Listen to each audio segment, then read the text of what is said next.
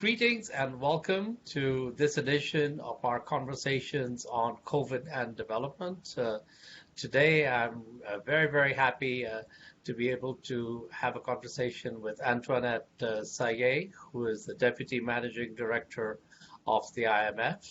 And the IMF, of course, along with the World Bank, has just come out of their virtual spring meetings, and this will be an opportunity to discuss with Antoinette what she heard from countries around the world who had participated, some more directly, some through others who were able to join the meetings, as well as what the IMF is doing in response to the crisis, and also some of the challenges that lie ahead for the IMF, for the international community, and of course for the countries themselves.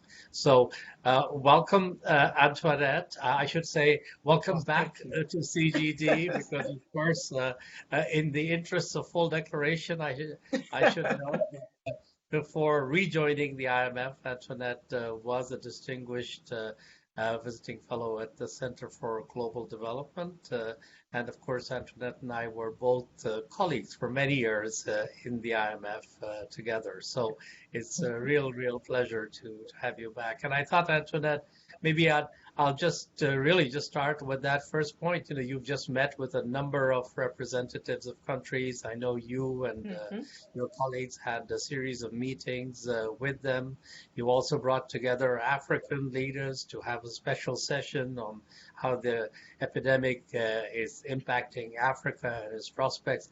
And I thought maybe we'd just start by taking your takeaways from all of those conversations. You know, how is it affecting countries?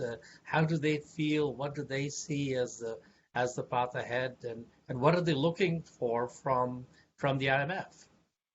Yeah. Well, thank you very much, Masood. Thank you for this opportunity. Thank you for giving me an opportunity to come back home almost and to talk to you about our institution, as I would say, since we've both spent some time at the IMF, and then to say that it is absolutely the most challenging time for our institution. And we have just ended the spring meetings. And first and foremost, I think we've been quite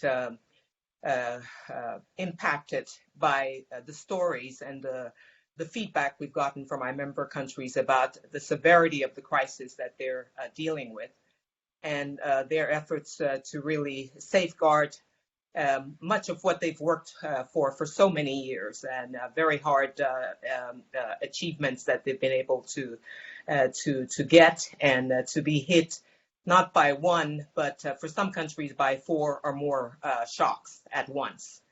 And we heard a lot of that during the meetings. Of course, the pandemic itself and the impact of the containment measures, what that's doing in terms of closing down economic activity all across the membership.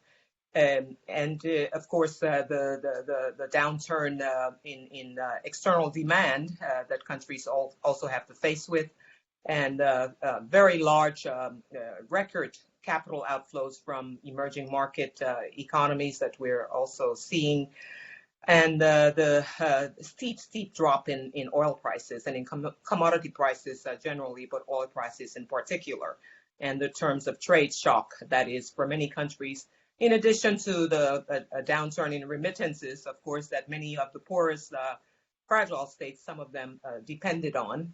As employment contracts in more advanced countries, remittances, of course, to needy countries are also contracting. And tourism for small island economies, very dependent on tourism and also having to deal. So a multiplicity of shocks at once that the membership is confronting. And we talked very in quite a bit of detail, of course, with our member countries about the actions they've been taking so far to confront the crisis. Advanced countries very much in the news about how much in the way of fiscal stimulus they're putting out, monetary policy actions they're taking, fiscal actions amounting to some $8 trillion,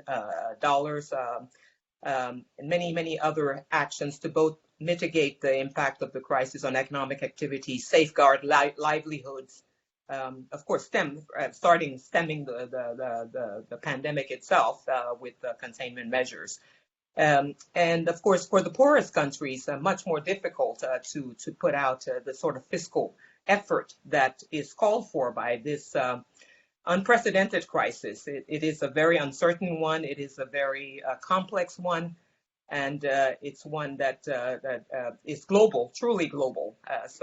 And poorer countries are just not in a place where they can use a lot of fiscal space. They don't have much of it. As you know, even long before this particular crisis, we had come to a place where some 50% of the poorest countries, the IDA countries, we're already with situations of debt, high risk of debt distress, and so a very difficult situation to be at, and then to be confronted by this crisis. So, but what we've heard also from our member countries, we heard, of course, the need for all of those individual country actions to move further and to really take on the global collaboration and coordination that is needed to deal effectively with the crisis and to pay the needed attention to the needs of emerging markets and lower income countries. We talked about the need to avoid restrictions on movement of health materials, equipment, and medication, and when the time comes to make sure that poor countries also have access to the vaccine down the road and medication that is being worked on. So a need for really a return to global collaboration that truly makes it possible for the world as a whole to confront this crisis, because it's a crisis of sorts that if it's not defeated in all countries, it's not defeated in any. And so that's we talked about quite a bit. Then, of course, we talked and got I think a very energizing mandate from our member countries. First, an endorsement of what the fund has already done, and a clear mandate to continue to respond as rapidly as possible, as quickly as possible, effectively as possible to the needs of our member countries. We went out responding to the crisis in these first 2 months, focusing on those things we could do most quickly to respond to the very urgent financing needs. So we focused first and foremost on making sure to have increased availability of emergency financing that countries could draw upon. We went about increasing the access limits to our emergency financing, both for emerging market countries and for low-income countries, for the membership in general.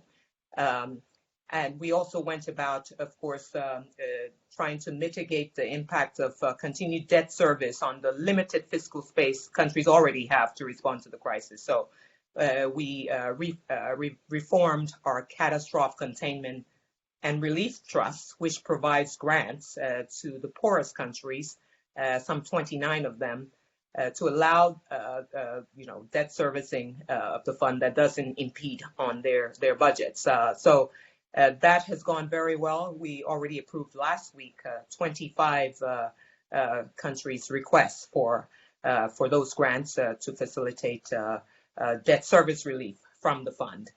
And then, of course, in addition to that, as you know, just last week also, we were able to get the approval of our board for the short-term liquidity line, which fills a long-standing gap in our lending toolkit to really give liquidity support to the strongest performing emerging market economies, by and large, who are quite interested in that tool. And so that's been approved as well. And of course, in the context of the last few weeks, both the managing director and World Bank Group President Malpass had made a strong case to the international community for a bilateral debt service standstill. And happy to say that we were able to see the G20 come together around that and agree to move forward with with a standstill that will endure between May 1st of this year and the end of 2020 to give bilateral debt service relief to the poorest countries, and with the expectation that the private sector will also provide such a relief on comparable terms. So those are the key, I think, achievements we've already had, and endorsement, of course, from our governing body, the International Monetary and Finance Committee, to move forward, still responding as quickly as possible to requests for financing. We have some more than 100 requests already. We should be at a point at the end of this month of having approved half of those requests already, and to make sure we continue to, as rapidly as possible, respond to the rest. And then to start working also on issues around the recovery, the eventual recovery. As you know, we expect, of course, global growth to contract this year by some 3%, and we're projecting that if all goes reasonably well on the containment side, we could already start to see recovery of some sort in the second half of this year, and certainly getting us to a place where by 2021 we see a recovery starting. But that depends on a lot that is unknown in terms of how the pandemic itself is going to evolve, how effective the containment measures are going to be. And for the poorest countries, for emerging markets and low-income countries, their growth is likely to contract by some 1%. If you take China out of that group, it's already 2.2% for the group of emerging market and developing economies. Among them, Sub-Saharan Africa, which will see its contract by 1.6%. And we're now looking at a situation where a couple of months ago we talked about 160 countries seeing positive per capita income growth to the point we are today, where we're foreseeing 170 countries experiencing negative per capita income growth. So a seismic shift in the outlook that requires exceptional response on our part, which we think we've begun, but we know there's a long road ahead. And we're gearing up to work on the issues that will hopefully continue to serve our membership in a way that mitigates the crisis and help them to exit it down the road. Thank you very much, Antoinette. Well, certainly given us a very comprehensive view of what you're hearing and also what has been achieved. And I have to say that I think at one level, clearly the IMF and also World Bank have been very quick at coming out with a series of measures and actions that begin to address the crisis and have made a lot of statements also about the plans and the pace at which they want to keep moving forward. And as you say, it's quite appropriate because 9 out of 10, as you noted, 9 out of 10 countries in the world are going to see a fall in living standards this year.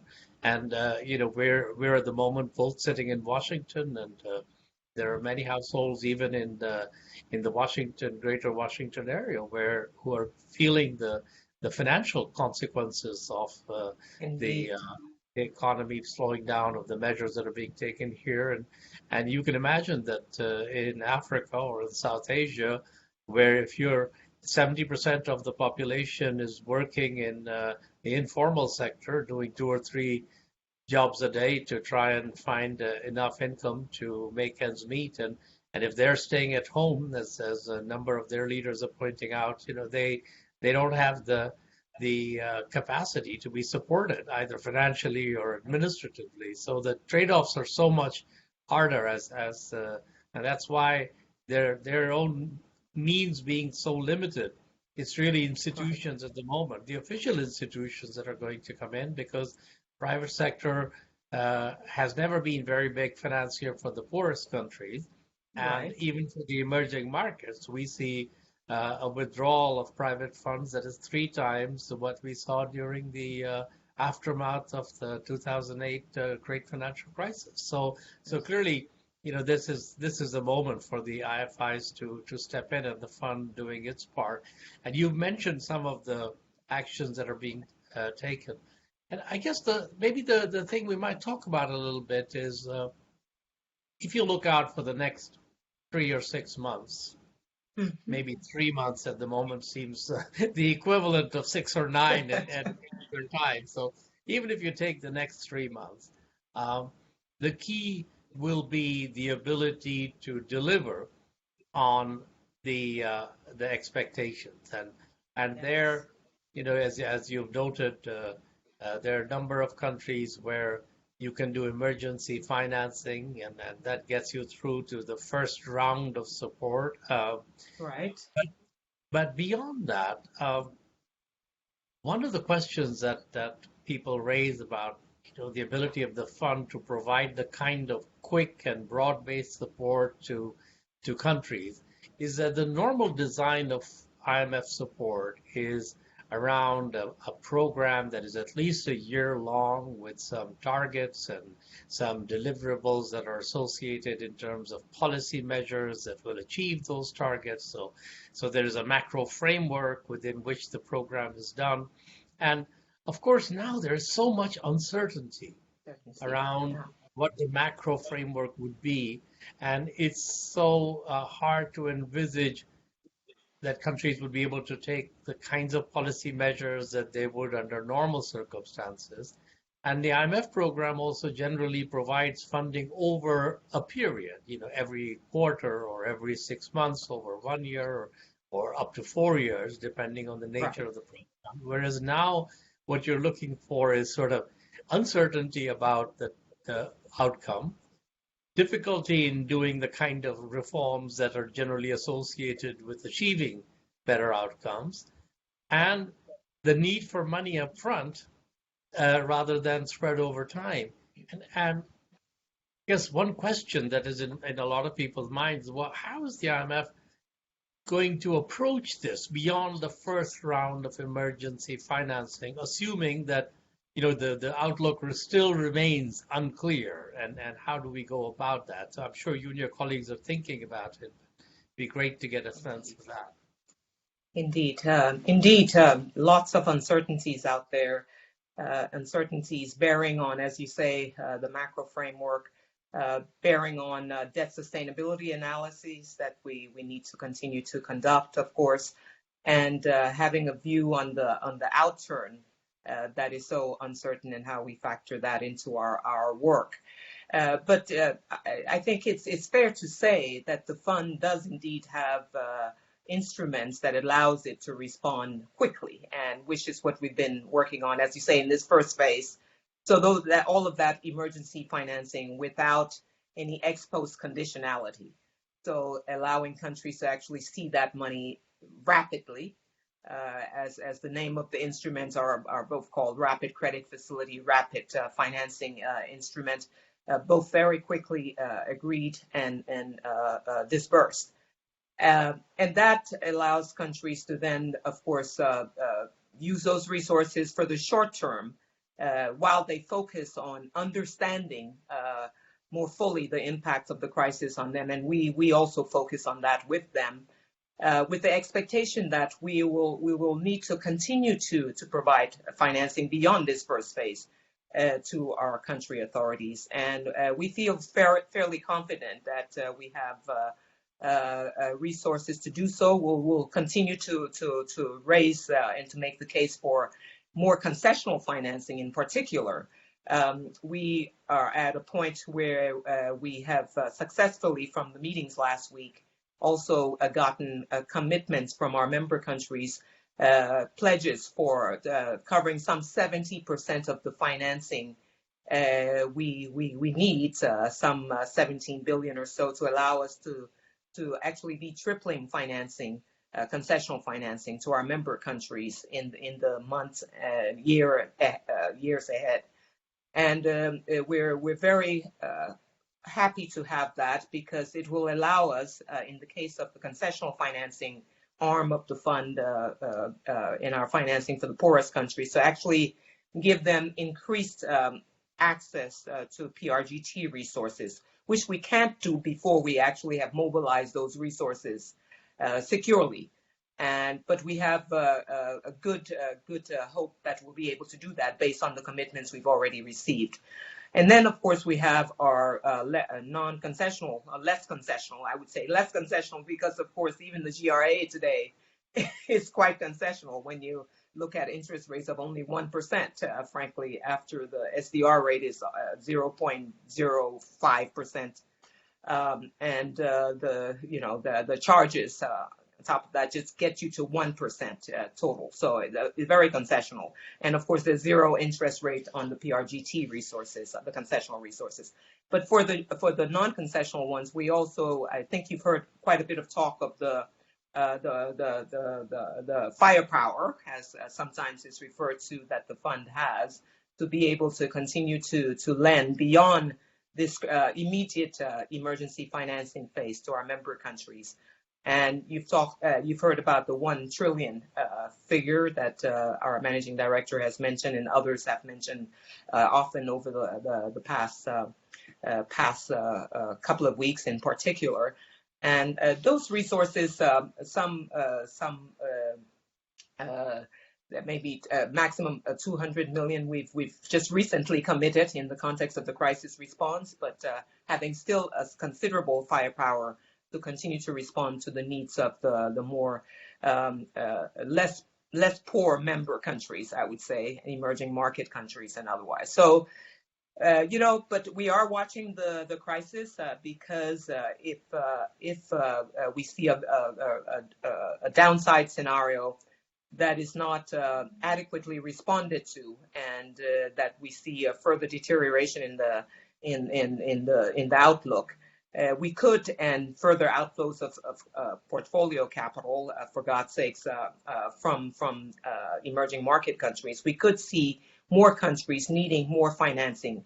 And of course, we'll have to work to make that financing available to our member countries, working also with other partners. In some cases, we'll see, we think, significant deterioration in the debt sustainability situation, which sometimes make it more complicated for the fund to provide financing. But the fund can certainly work to inform discussions between private creditors, for example, and member countries to restructure that debt that will provide some of that financing to allow the fund to continue to lend in a productive way, in a helpful way to our member countries. Yes. So I mean, I think maybe just come back a little bit to two of the points that you raised. First, as you said, we're talking about funds. How big is it? How much can it actually provide? And the 1 trillion figure is out there as the capacity of the fund, of which a couple of hundred billion are already committed to programs in a number of countries. So other people kind of looked at it, and there's some people who think, well, maybe the 1 trillion is a nice theoretical number, but when you actually drill down into it, some parts of it aren't easily mobilizable. So one thing it would be good, I was comforted, was by your sense that you feel that there's still that substantial amount. And if you have anything more on that, I think that would be helpful for people. And then from that, we might talk a little bit about how the ideas that are out there to expand the size of the fund's capacity. So one option, of course, that there's a lot of discussion around is a new allocation of SDRs, which of course is the currency or the reserve, the currency that the fund could issue with the agreement of at least 85% of its members. And people are calling for $500 billion or $1 trillion worth of SDR allocation, which would be a sort of multiple of the size of existing SDRs. And And so we could also to get your sense of sort of how much support there is for that, and the other idea on the table to increase the fund's capacity, um, particularly for the poorest countries, but perhaps also for other kinds of activities like regional or global activities, is to go back to the reserves the fund has in the form of gold. And the IMF's gold at one stage, their membership agreed to use part of those resources to enable the fund to participate in low-income country work and debt relief at one point. Uh, Now the question is, well, the value of that gold has gone up a lot. It's about 150 billion. Does it make sense to look at some of those gold resources as a way of expanding the fund's capacity to work, particularly in the poorest countries? So these two ideas floating out there, and I wanted to get a little bit your sense on both. Yeah, no, I think just to start by saying, of course, to explain that the resources we have in this firepower or our lending capability at the fund consists, of course, first and foremost of our quotas and paying for their quotas by member countries. And that's our first line of defense, and that makes up broadly half of our capacity. And that is supplemented by something we call the new agreement to borrow, and by also bilateral borrowing agreements with member countries that supplement that. So we have all of that to be able to draw on to respond to the crisis. And as I said before, of course, where we find that the situation may require us to have even more beyond that, we don't foresee that currently. But where we do, we will of course work to make that possible. And we're already looking very closely on a day-to-day basis at our capacity to commit fund resources, and we'll keep that under very close watch. On the issue of the SDR and the special drawing right of the fund, which is not part of our lending toolkit, but provides liquidity to countries to supplement their reserves, and can be exchanged, of course, for foreign, tradable, convertible foreign currency. And so, as you know, in 2009, we were able to, agree on a new SDR allocation of 250 billion that was very well received by the membership. Agreed on by the membership, and helped countries to deal with the crisis at that time. It is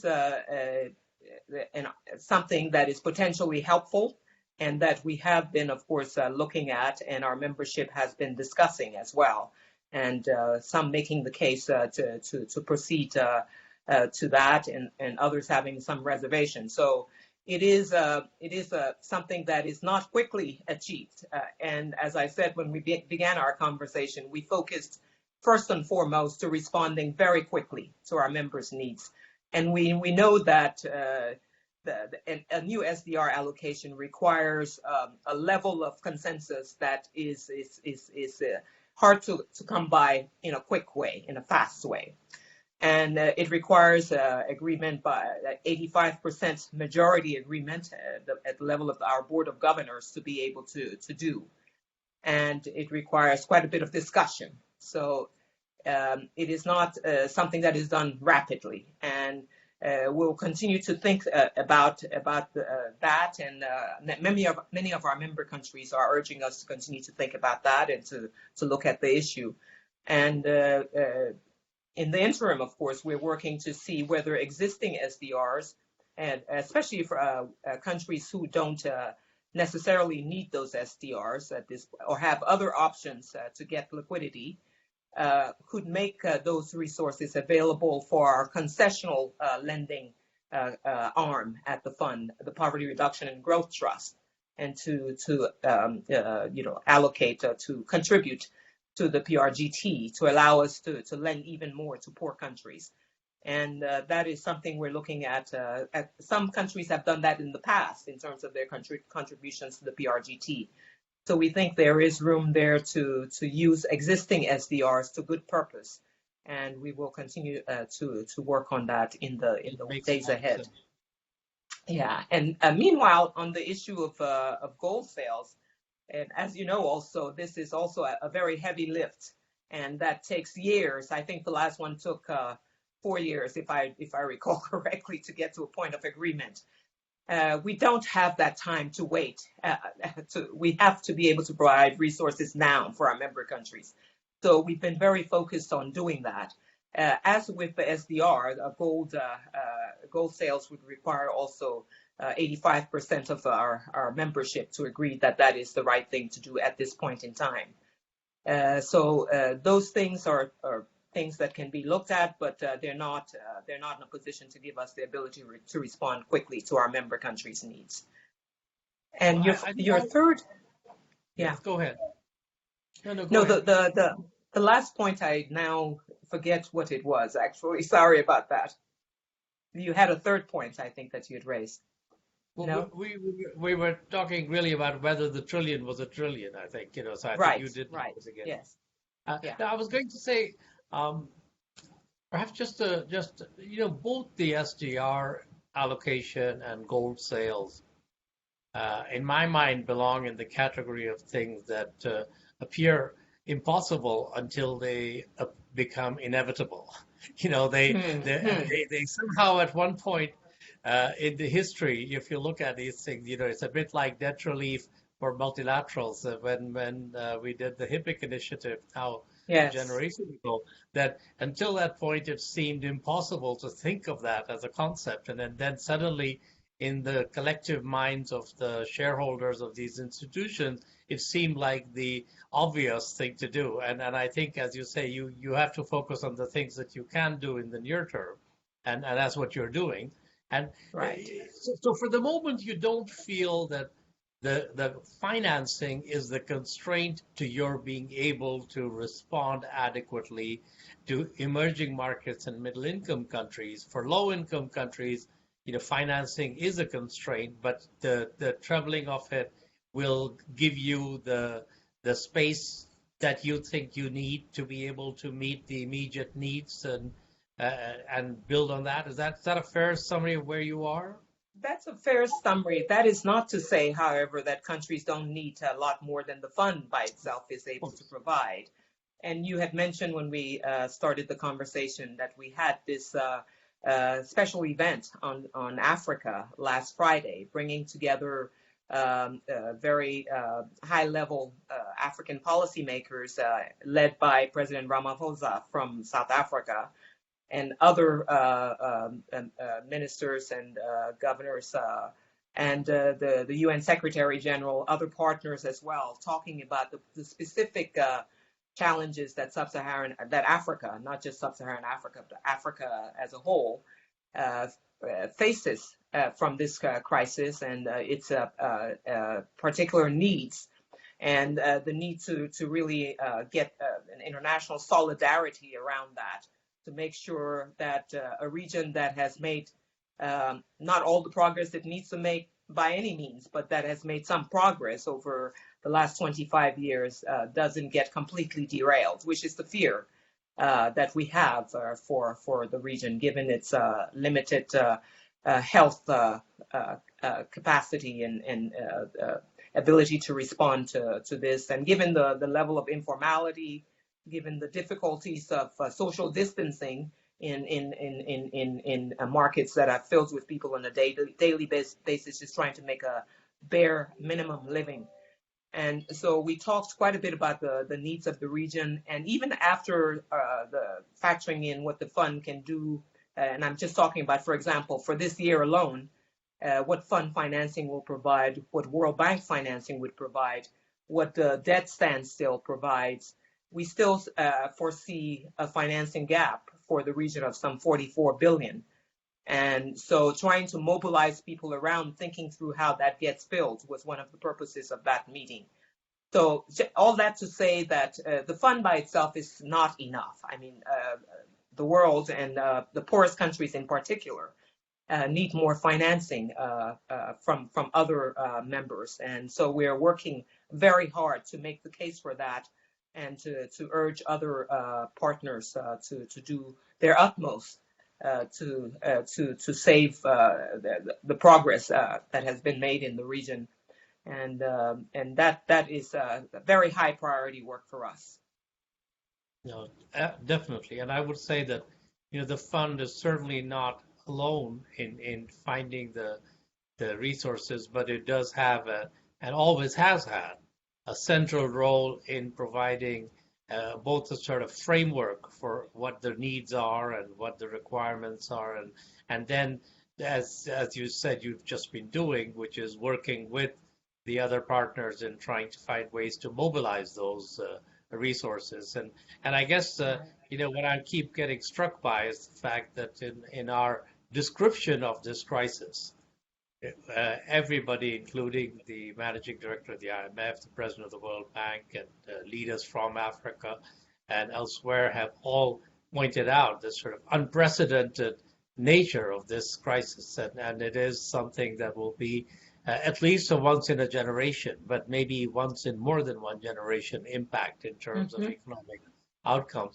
And I do feel that as we move forward, the nature of the responses from the international system and maybe including the fund will have to go not just to the limit of what can be done with the existing frameworks and rules, but what are the changes in rules and norms that will be needed to match the nature of the crisis, and that will be the subject of many conversations to come. Indeed. You're absolutely right about that, Masood. I mean, we have to watch the crisis, how it evolves, and we have to be very willing to adapt.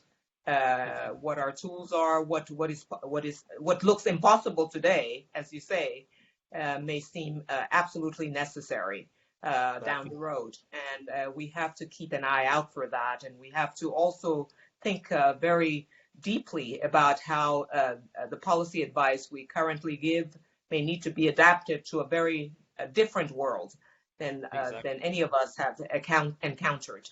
And so that is something between now in our annual meetings, we're going to have a lot more information about the crisis, how countries are faring, what the needs are, and what our toolkit is capable or not of responding to, given those evolving needs. And that will be then an opportunity to reflect more on what else needs to change, what else needs to be adapted. And so we'll be watching that very closely. Well, in the meantime, of course, you have your hands full between now and the annual meeting, which will be in October, delivering on all the immediate programs in 80 plus countries that you're now working with on programs of support. So best of luck for that. And we will have another conversation in due course to see how this is moving forward. Thank you very much, Antoinette. I'll very much look forward to taking stock with you at that time, Masood. Thank you very much for this opportunity.